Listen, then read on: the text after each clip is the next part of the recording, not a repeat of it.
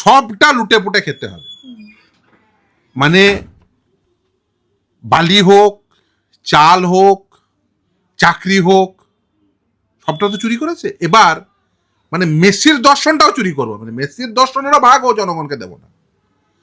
জনগণের কাছ থেকে পয়সা নিয়ে আসা হলো মেসিকে, কিন্তু সেই দর্শন মেসি জনগণকে দেবো না। যেমন ভাবে ট্যাক্সের টাকা জনগণ দেয়, ধরেন তৃণমূল কংগ্রেস এবং সরকারকে, তৃণমূল কংগ্রেস মানে যারা ক্ষমতায় রয়েছে আর কি, তৃণমূল কংগ্রেস তো ক্ষমতায় রয়েছে সরকারি দল হিসেবে, জনগণ ট্যাক্সের টাকা দেয়, আর সেই ট্যাক্সের টাকা প্রকল্পের নামে তৃণমূল লুটে পুটে খায়।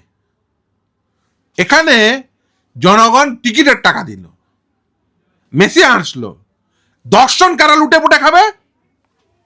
সেই তৃণমূল, সেই তৃণমূলের মন্ত্রী, সেই সরকারের লোক।